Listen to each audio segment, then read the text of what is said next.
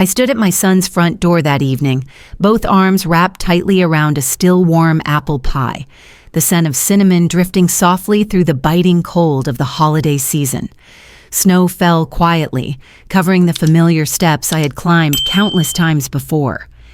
The door opened. My son stood there. He froze for a very brief second, his eyes flicking from the pie to the gift bag in my hands. And then, his gaze shut down. "Who invited you?" His voice was cold and clipped. "This is family time." Before I could say a word, the door slammed shut in my face, not gently, hard, like it was meant to completely sever my presence. I stood there as the snow began to soak into my coat. Through the frosted glass, I saw a small figure tucked behind the sofa.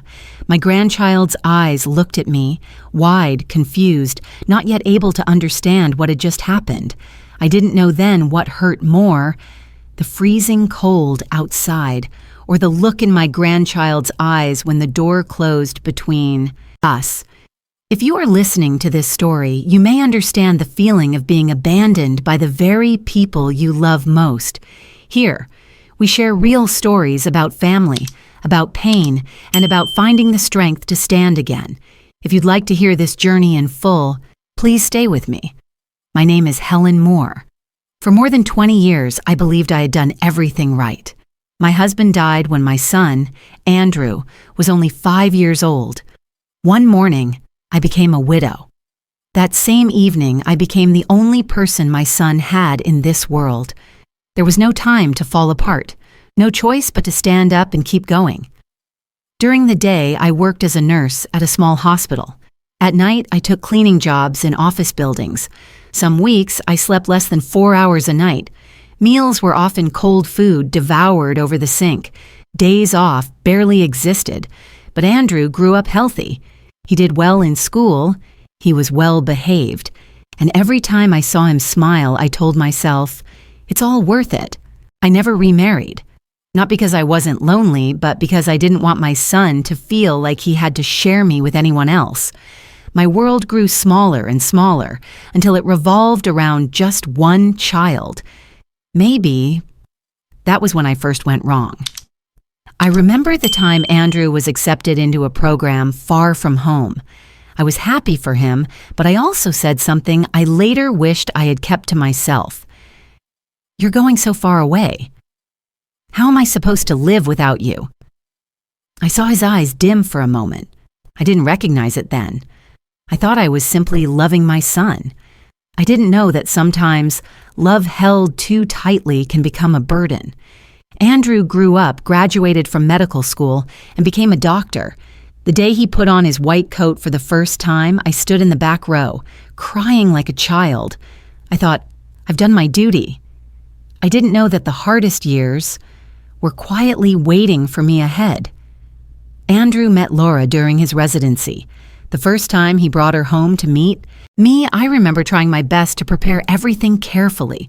The table was neat, the stew was hot, and I practiced my smile in the mirror so I wouldn't look too nervous. Laura was very polite back then. She spoke softly, always said, "Yes, ma'am," always smiled. I thought, my son chose a good woman. The wedding was simple. I sat in the front row, happy and anxious at the same time. I'm happy that my son has a family, anxious because I knew that from that day on, I would have to learn how to step back. In the first few months after the wedding, Andrew still called me regularly. Sometimes, just for a few minutes, I would ask if I had eaten and if I was tired. I didn't ask much. I didn't want to be a bother. I was afraid of becoming a burden. Then things began to change, very slowly, so slowly that if you weren't paying attention, you might think it was normal. Weekly calls became monthly ones. Family meals were canceled because they were busy. When I asked about my grandchild, Andrew gave short answers and hurried off the phone. One time I asked, "Can I come by this weekend?" Andrew was silent for a few seconds, then said, "I'll ask Laura first, Mom." There was nothing wrong with that sentence, but it made me feel like I was standing outside an invisible door. Laura began saying things I had never heard before. A nuclear family needs its own space. We're learning how to set boundaries. I nodded. I said I understood, and I honestly tried to. I stepped back on my own. I called less. I stopped asking too many questions.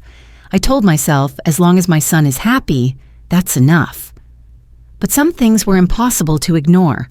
Laura cared deeply about their family's image. Everything had to be polished.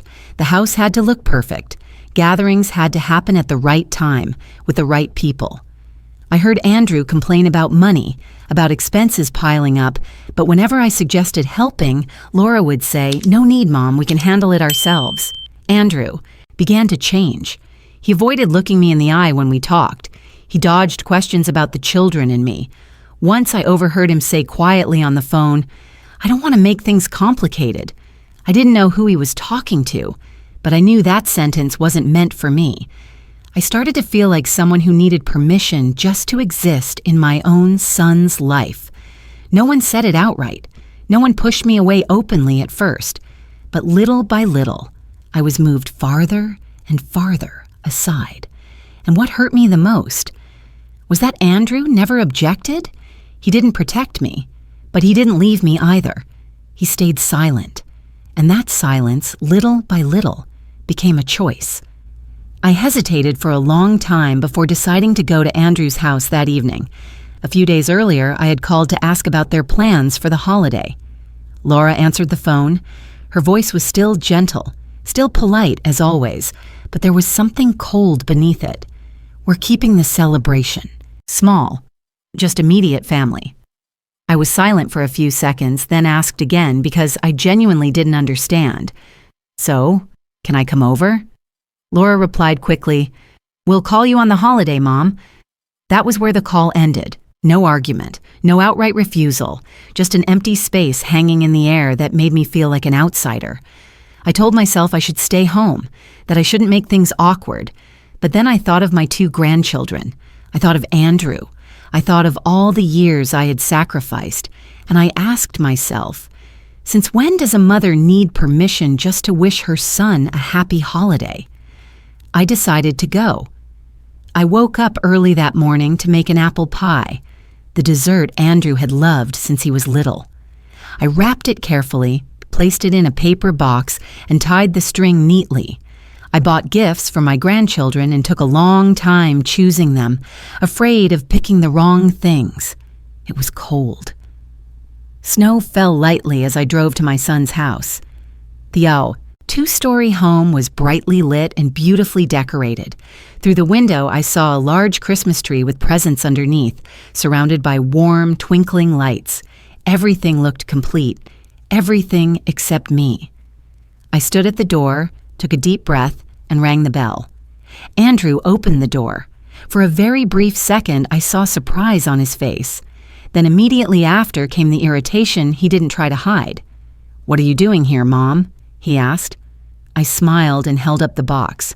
I brought a pie and gifts for the kids. Andrew didn't take them. He stood firmly in the doorway. "You shouldn't have come like this," he said.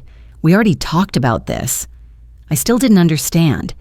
Talked about what? I'm just stopping by. That was when Laura appeared behind Andrew.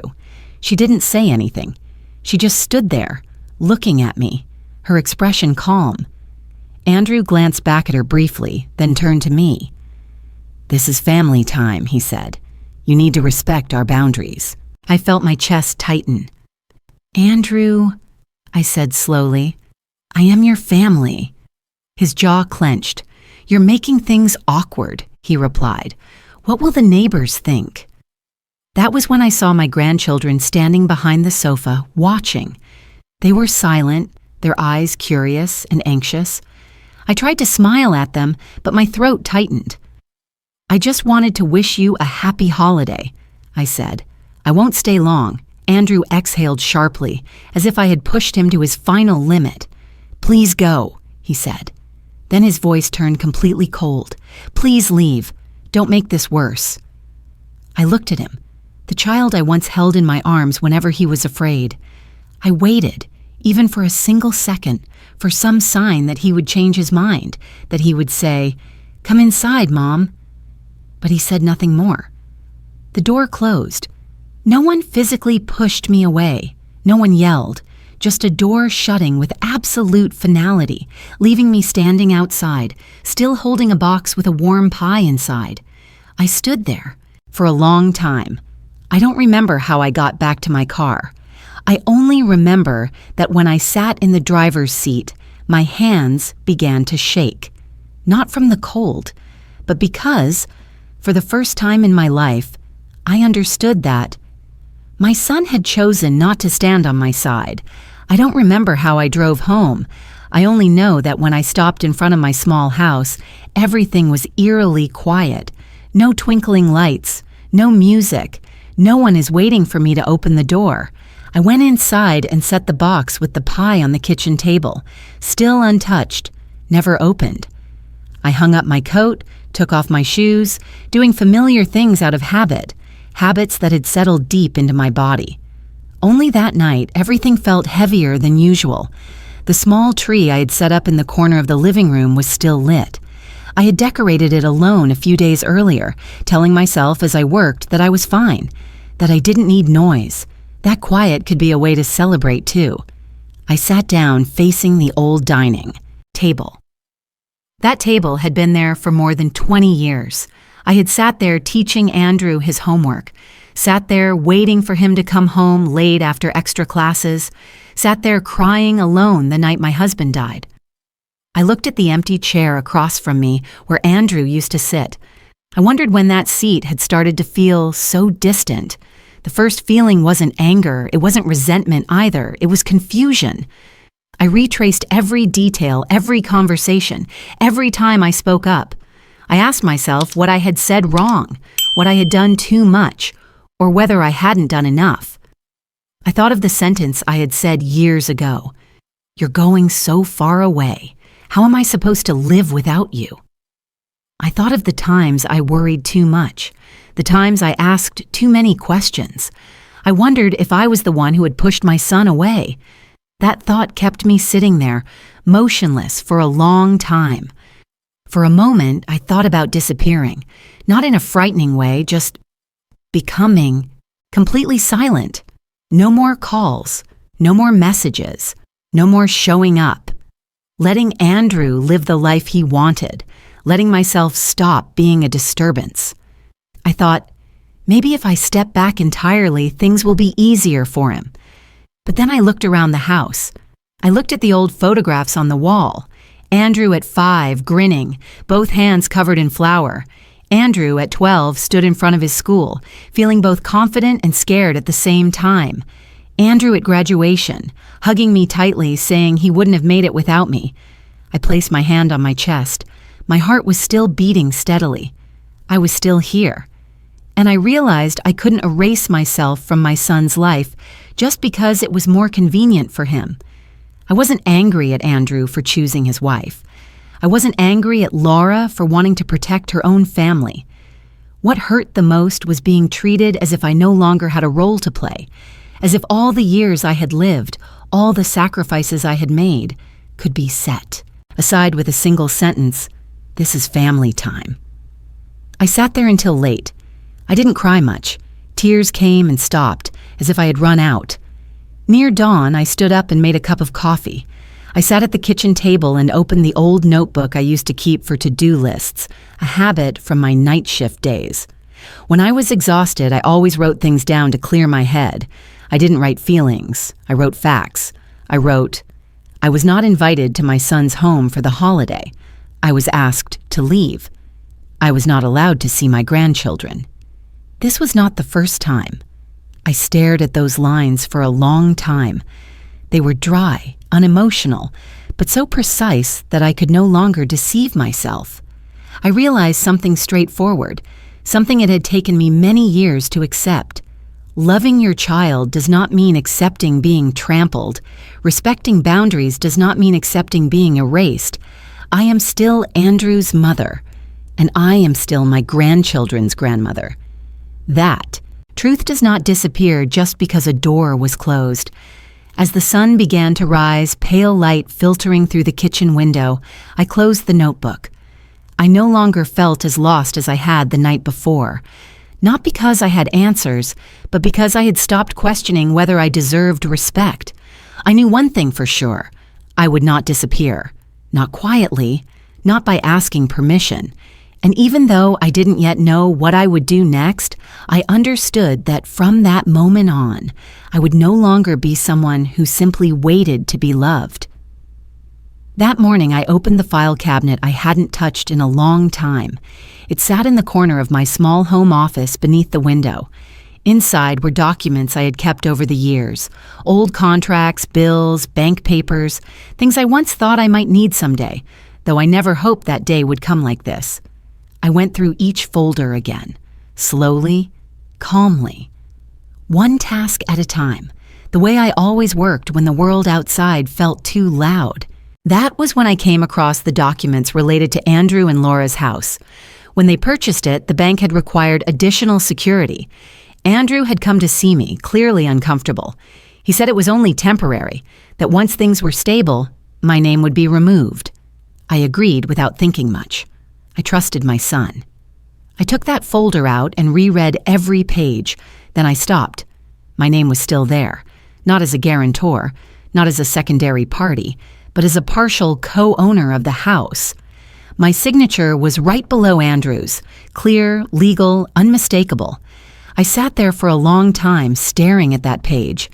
The first feeling wasn't relief, it wasn't joy, it was a surprise. Then hesitation. I never wanted to use paperwork like this to confront my son. I had never imagined having to rely on documents, on the law, or anything so cold in a relationship bound by blood. But at the same time, I remembered the door closing. I remembered my grandchild's eyes. I remembered standing outside in the cold, feeling like I no longer belonged there. I asked myself, if I don't speak up, what will happen? Maybe I will continue not being invited, not seeing my grandchildren, not being asked about anything. Not because I did something wrong, but because no one feels the need to keep me included. I picked up my phone and put it down several times. Finally, I called Evelyn, an old friend. We had worked together years ago. Later, she pursued a career in family law. Evelyn answered quickly. "Helen, what's going on?" I told her everything. No embellishment, no dramatizing, just precisely what had happened. When I finished, there was a pause on the other end. "Helen," she said slowly, "you have rights. Legally, you are not invisible." I closed my eyes. "But I don't want to sue my son," I said. "I don't want to turn this into a war." Evelyn understood. She didn't push. "Then you need to be clear about what you want," she said. "Not to punish anyone, but to be treated properly." I sat there thinking for a long time. I didn't want money. I didn't want the house. I didn't want to win or lose. What I wanted was simple. I wanted respect. I wanted to see my grandchildren. I wanted to talk to my son without standing outside an invisible door. "So what should I do?" I asked. "First," Evelyn replied, "you need to make them take a serious conversation. You can't keep staying silent like this." When the call ended, I placed the phone on the table. My hands trembled slightly. Not from fear, but because I knew I was standing at a new boundary, one that, once crossed, would change everything. I looked at the document once more, then folded it and returned it to the folder. I still hesitated. I was still afraid of hurting Andrew. I was still afraid others would think I was selfish, that I refused to let go. But there was one thing I understood more clearly than ever. If I don't protect myself, no one else will. And sometimes, to preserve a relationship, silence has to end. It took me nearly 2 days to write that letter, not because I didn't know what to say, but because I knew that one wrong word could push things further than I intended. I didn't write it in anger. I didn't write at night.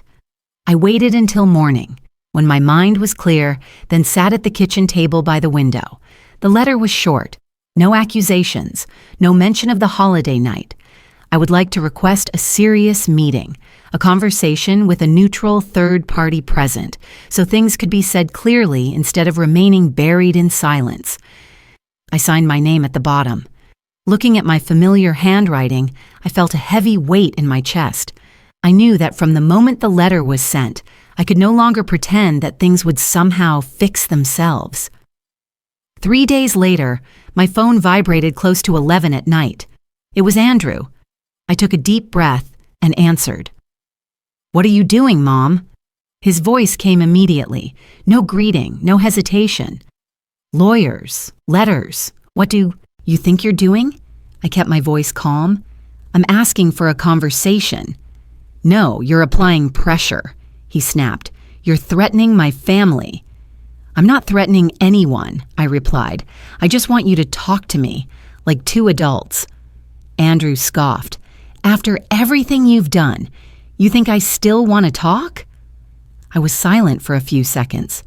"Andrew," I said, "I stood outside your door on the holiday. You closed it. You didn't answer my calls. You didn't reply to my messages. What choice did you leave me?" There was silence on the other end. Then he spoke, a little slower. "You're making everything worse. Laura says you won't let go, that you always make me feel guilty." Hearing that, my heart tightened. "I never wanted you to feel guilty," I said. "If you do, I'm sorry. But guilt is not the same as being treated like you don't exist."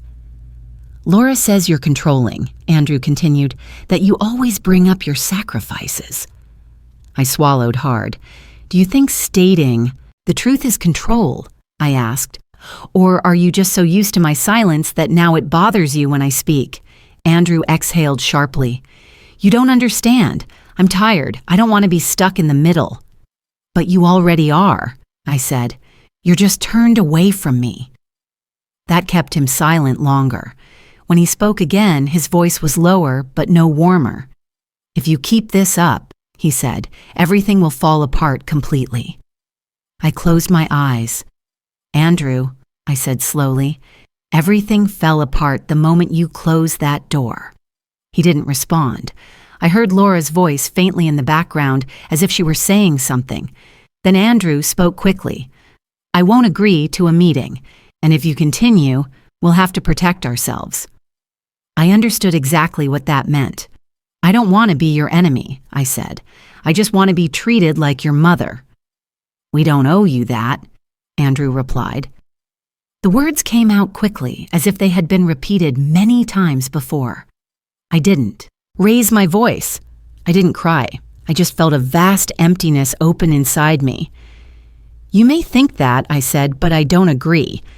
Andrew hung up. I placed the phone on the table. My hands trembled slightly, but this time I didn't panic. I had known this call wouldn't end well. The only thing I hadn't expected was hearing my own son say that he owed me nothing.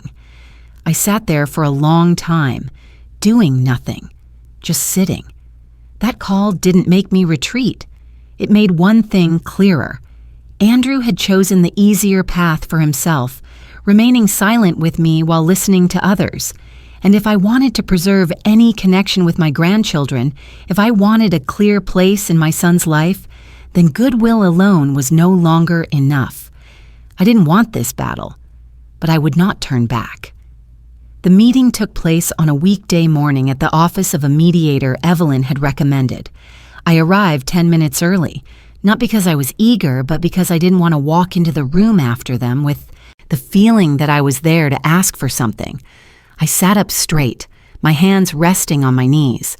I had chosen a simple, neat outfit, not to impress anyone, but to remind myself that I was not there as a victim. I was there to talk. Andrew and Laura walked in together. They didn't look at me. Andrew looked exhausted. Laura was so composed that she was almost cold. The mediator spoke first, explaining the purpose of the meeting, to allow everyone to speak openly and clearly within a framework of mutual respect. Laura was the first to speak. "We don't want things to go too far," she said, "but we need to protect our nuclear family." I nodded. "I understand," I said. "I also want to understand why I'm no longer considered part of that family." Laura leaned slightly forward. "The issue isn't that you're no longer family," she said. "The issue is that your behavior makes us feel unsafe." I looked straight at her. Which behavior specifically? I asked. She hesitated briefly, then continued. You constantly bring up what you've sacrificed. That creates pressure. Andrew grew up feeling responsible for your happiness. I turned to Andrew. Do you feel that way? I asked. He didn't answer right away. He looked down at his hands, then over at Laura. The silence lasted longer than I expected. I just want things to be peaceful, he finally said. I don't want to have to choose sides. Since when has respecting your mother become choosing sides? I asked, my voice steady. Laura exhaled as if she had run out of patience. Helen, she said, using my name for the first time, you need to accept that Andrew has his own family now. You can't keep showing up whenever you want. I've never said I want to show up whenever I want, I replied. I just want to be welcomed as a mother, not treated like a nuisance. Laura looked at me, something different flickering in her eyes, not quite anger, more like concern. We're under a lot of pressure, she said. Work, finances, children. We need to be in control of our lives. I'm not trying to take control away from you, I said. I just want to know where I stand. The mediator then asked Andrew what he wanted from this relationship. Andrew looked up. I want Mom to be less involved, he said. Less present. The words landed heavily in the room. I didn't react right away. I simply asked, very slowly, do you think my being less present will actually make your life better? Andrew didn't answer. Laura answered for him. Yes, she said, because then we can build our family the way we want. In that moment, I understood what I had refused to admit for a long time. The problem wasn't something specific I had done wrong. The problem was that my very presence, nothing more than that, made Laura feel a loss of control. I just want to ask one final question, I said, turning to Laura. If I went completely silent, no visits, no calls, no checking in, would that make you feel at ease? She didn't answer right away. Then she said quietly, maybe. Andrew looked up at me then. There was something in his eyes that resembled regret, but not strong enough to turn into action. I nodded. Then at the very least, I need to be clear that I do not accept that. The mediator looked at me, waiting for me to continue. I didn't come here to argue about who's right or wrong, I said. I came to say that I will not disappear just because my presence makes someone uncomfortable. I am Andrew's mother. I am my grandchildren's grandmother, and I will protect that place. Laura leaned back in her chair. Her earlier composure was gone. So what are you going to do? She asked. I looked directly at both of them. I will do whatever is necessary to be treated with respect, I said. And if that makes people uncomfortable, that is not my fault. The meeting ended without a handshake. As I stood up to leave, I knew one thing clearly. From that moment on, nothing would remain unspoken. The truth was out. And none of us could go back to how things were. After that meeting, things moved quickly, faster than I expected. Andrew didn't call back. Neither did Laura. There were no further explanations, nor were there any attempts at reconciliation, just complete, icy silence, as if I had never existed. Then I began to notice small changes, quiet but deliberate. I called my grandchildren's school simply to ask about their academic progress, as I had always done before.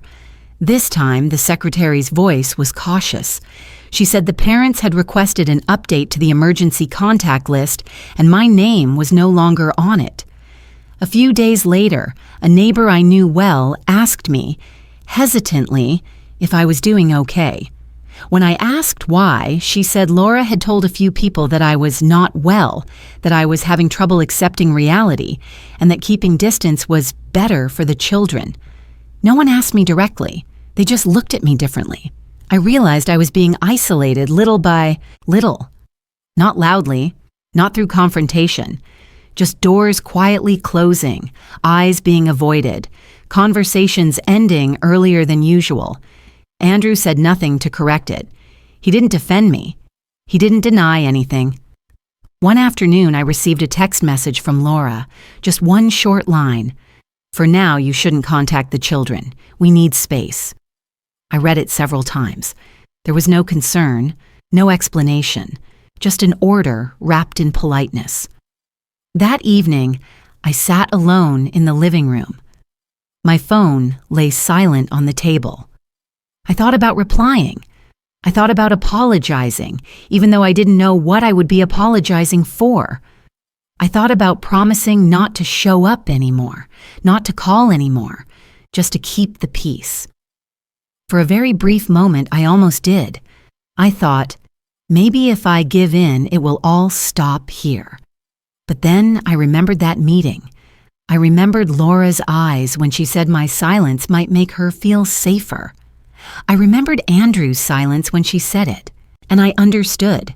If I stepped back even one more step, there would be nothing left to step back from.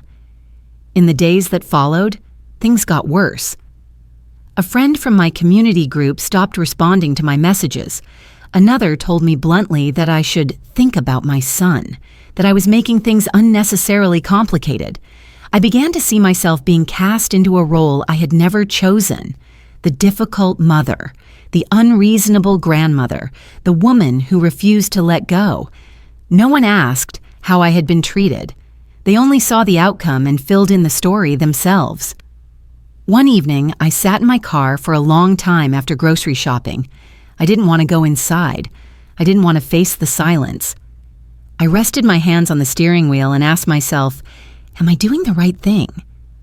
For the first time, I thought about stopping altogether, not because I believed I was wrong, but because I was tired. Tired of having to defend myself. Tired of having to prove I wasn't the villain. I called Evelyn. When she answered, I didn't speak right away. I just let out a long breath.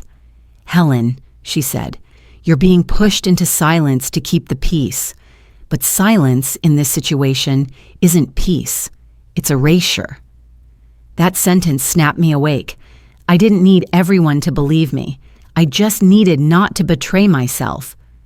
That night, I began documenting everything. Messages, calls. Every time I was denied contact. Every secondhand remark that reached me. I didn't do it in anger. I did it as someone who had decided not to let her story be told by others. I didn't know how far this battle would go. I didn't know if I was strong enough. But I knew one thing for sure. I would not accept being turned into the problem simply because I wanted to be part of my family. Isolation can make people afraid, but silence in the face of injustice is even more frightening. The court hearing took place on a gloomy morning, the sky gray and cold. I arrived early and sat in the back row, my hands clasped together.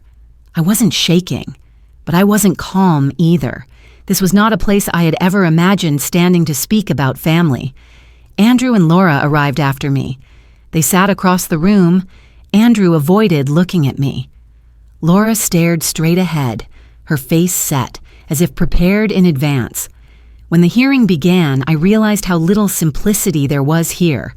No one cared about feelings. There were only questions, evidence, and the way each person told their version of the story. Laura's lawyer spoke first. She was portrayed as a mother protecting her children from inappropriate interference. I was described as someone who couldn't let go, who caused emotional pressure and destabilized a young family. The words were not loud, but each one was sharp. I listened. Some things were told differently. Some details were left out, but I didn't interrupt. I knew that if I reacted emotionally, I would lose from the very beginning. When it was my turn, I stood up. I didn't speak at length. I simply told exactly what had happened. I spoke about not being invited, about being asked to leave, about no longer being allowed to contact my grandchildren. I didn't use harsh language. I just told the truth. The judge asked me, "What do you want?" I answered clearly.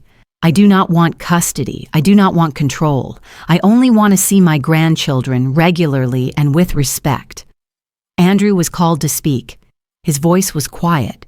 He said he only wanted peace, that he didn't want conflict. When the judge asked why I had been excluded from the holiday, Andrew didn't answer directly. He spoke about boundaries, about private space. Laura spoke more. She talked about anxiety, pressure, and fear of the children being affected. But when she was asked specifically what I had done that was dangerous, she couldn't point to anything concrete. The hearing did not end with a clear ruling that day. The judge decided to allow me to see my grandchildren, but under minimal initial conditions. Supervised, set times, no freedom, no comfort. When I heard that decision, I didn't feel disappointed. I didn't feel victorious either. I just felt a little lighter. At least my presence had been acknowledged. Andrew didn't look at me when the hearing ended.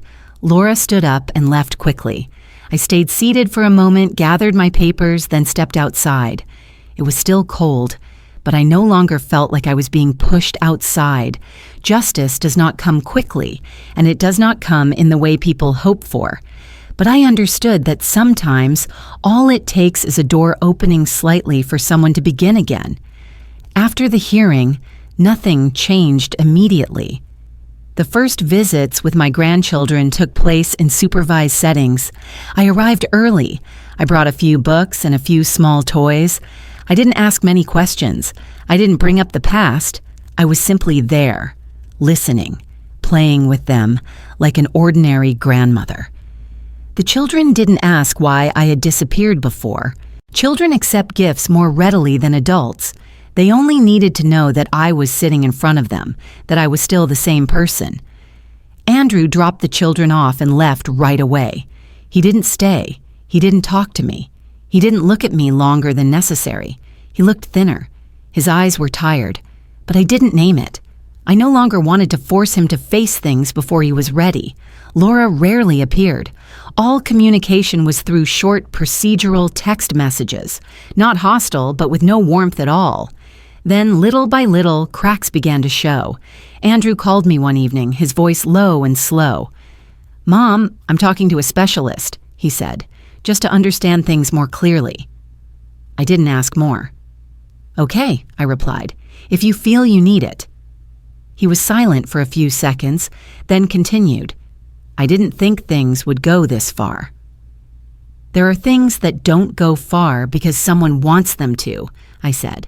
"They go far because no one stops them in time." That call didn't resolve anything, but it was the first time Andrew didn't discuss boundaries or pressure. He just talked about himself. A few weeks later, Andrew came to my house, alone. He stood at the door, hesitating, as if he wasn't sure whether to knock. I opened it before he finished deciding. We sat across from each other in the kitchen. I made tea. He looked around the familiar house for a long time. "I'm sorry for leaving you outside that night," he said. His voice was quiet, uncertain. "I chose silence because I thought it would be easier." "Easier for you," I replied, not harshly, "but very hard for me." He nodded. "I'm learning to see that." Laura didn't come with Andrew, and I knew that wasn't by chance. Sometime later, I heard that they were arguing often, not because of me, but because of things that had existed before: money, control, unspoken decisions. When there was no longer an outsider to blame, everything was forced into the open. Laura called me once, just once. Her voice was tired, no longer sharp. "We can keep things at what's necessary," she said, "for the children." I agreed, no more, no less. There was no big reconciliation, no tearful embraces, just things being put back in their proper places. Andrew continued therapy. He didn't change overnight. Sometimes he tried. Sometimes he stepped back. But at least he no longer pretended that everything was fine. I didn't wait for a perfect apology. I only needed to see my son willing to look directly at what he had done. The visits with my grandchildren gradually became more natural, less tension, no more meticulous note-taking of every minute. They laughed more. So did I. My family no longer resembles what it once was, and I didn't expect it to be that way. Some cracks don't need to be erased. They just need to be acknowledged. Andrew is learning to be a better father, a better son, perhaps a different kind of husband. I don't interfere. I don't instruct. I simply stand in my place. His awakening came late, but late is still better than never. And I understand now that sometimes consequences are not there to punish anyone. They are there to force each person to look back at themselves. My life gradually settled into a new rhythm, not loud, not rushed, but real. My grandchildren come to my house on prearranged days. At first they were shy, then they slowly grew comfortable. They run around the living room, spread their toys across the floor, and ask me all kinds of questions. I cook simple meals. They eat happily. No one mentions the court. No one brings up the days when I disappeared. One evening, as I was helping my older grandchild with homework, they looked up and asked, "Grandma, why didn't you come visit before?" I paused for a moment, then answered gently, "Because sometimes grown-ups don't know how to talk to each other." They nodded, as if that answer was enough. Children don't need long explanations. They just need to know they are loved. Andrew occasionally comes with the children. He doesn't stay long, but each time he comes, he looks at me differently than before. Not avoiding, not defensive, just cautious, mixed with effort. One time, after the children had fallen asleep, he stood in the kitchen, one hand resting on the counter, and after a long pause said, "I'm learning how to set boundaries, but not by pushing people away." I didn't respond right away. "Boundaries," I said, "only matter when they come with respect." He nodded. I knew he was beginning to understand. Not quickly, but genuinely. Laura still keeps her distance. We are not close. We may never be. But we are polite to each other, for the children. And because we have both lived through enough to understand that control does not create peace. I no longer try to please everyone. I'm no longer as afraid of being misunderstood. I've learned how to live in my proper place, without asking permission and without imposing myself. On quiet evenings, I sit alone, in the living room, reading or listening to soft music. The house no longer feels empty, not because it is always full of people, but because I no longer question whether I deserve to be here. I have come to understand one thing very clearly. Family is not a place where people are allowed to discard one another when it becomes inconvenient. Family is where people learn to live with differences, with the past, with responsibility. Older people don't need to be put on a pedestal, but they should not be pushed to the margins either. Respect is not a favor. It is a foundation. I didn't win against anyone. I simply kept what mattered most to me, the right to exist with dignity in the lives of my children and grandchildren. Some people ask me whether, if I could go back to that day, the day I stood in front of a closed door, I would do anything differently. I think about it, then answer.